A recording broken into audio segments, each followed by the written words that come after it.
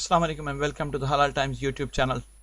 Today's topic is very important for all of us, no matter where we're living, which place we belong to, which country we belong to, where we're going to, whatever happens with us, it is important. You know why? Because the thing is, every one of us has to travel somewhere at some stage of our life, no matter how confined we are in our homes, in our places, no matter how much we try to avoid traveling, every one of us will have to go somewhere.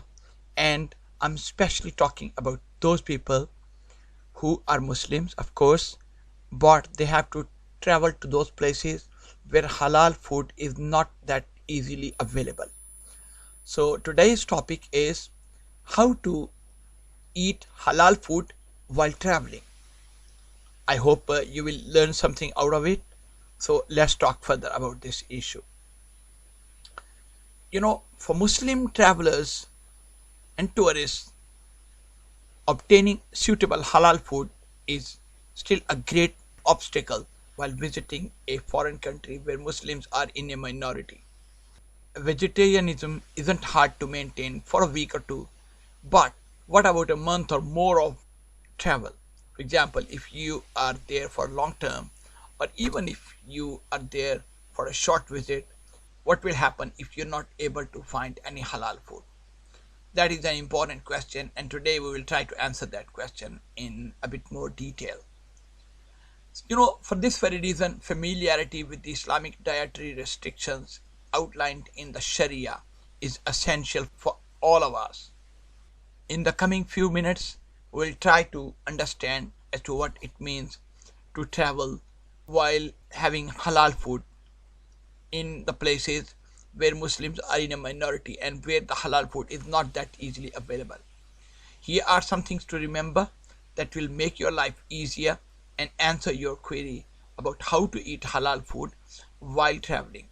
So, as a very first step, you got to understand something. You have to do some early research. It's essential to make preparations before setting off on a trip. Find out whether there are any halal restaurants or masjids in the area you're going to visit, or create a list on your phone or notepad or whatever of those establishments, including restaurants and grocery stores, based on your research. And if possible, check out zabiha.com or other websites of this nature for more detailed information about the availability of halal food in the area, in the vicinity which you're heading to. If you take the time to plan and study your vacation in advance, no matter whether it's vacation or it's a business trip, you have to do some basic research about the halal food so that you will not be disappointed once you go there, once you land there. You won't have to worry about finding about halal food while you are away if you do some basic research.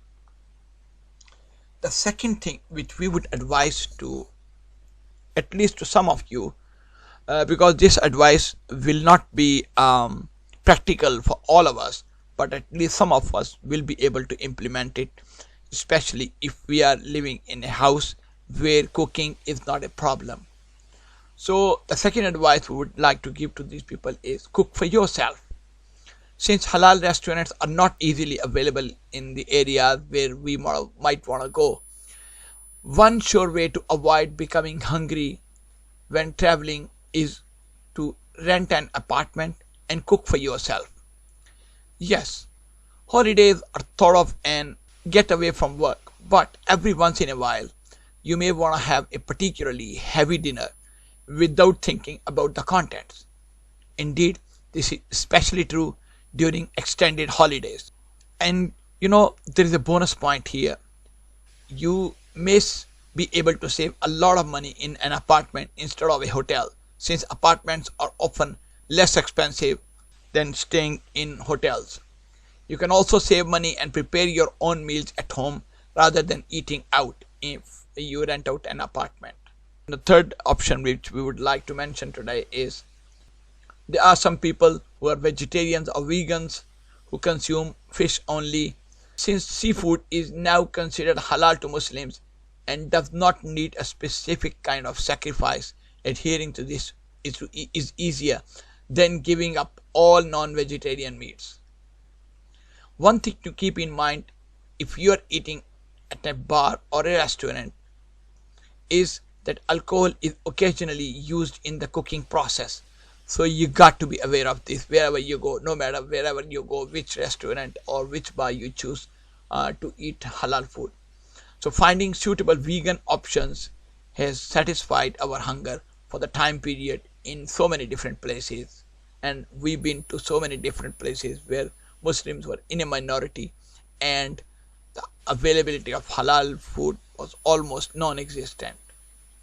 The rise in popularity of vegan cuisine over the last few years has prompted an increase in the number of restaurants offering vegan options.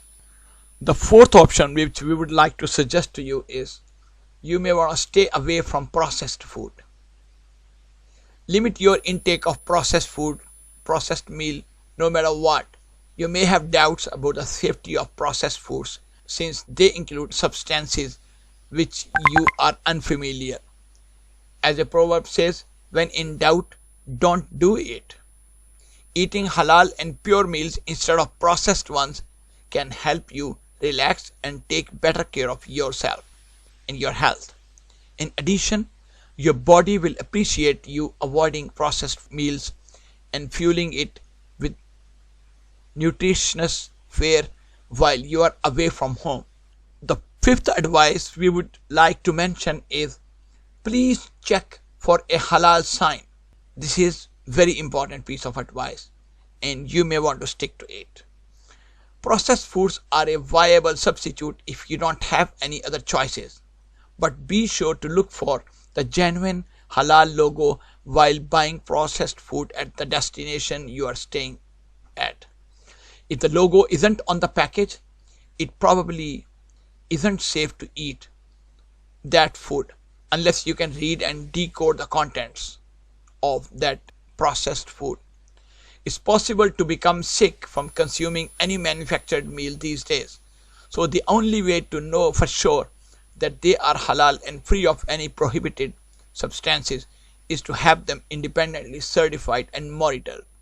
I hope today's discussion has helped you feel more prepared to make halal food choices when away from home. While it's ultimately up to you at the end of the day, your own choices and consensus to choose whether or not you consume that item in question. But keep in mind the reasons expressed a few minutes ago may help you make more informed decisions about the halal food choices. So thank you so much for bearing with me, and I hope you will be able to get benefit out of the discussion which we had today. And inshallah, in the next few days, we hope to bring another episode from the Halal Times. So till then, Assalamu alaikum and Allah Hafiz.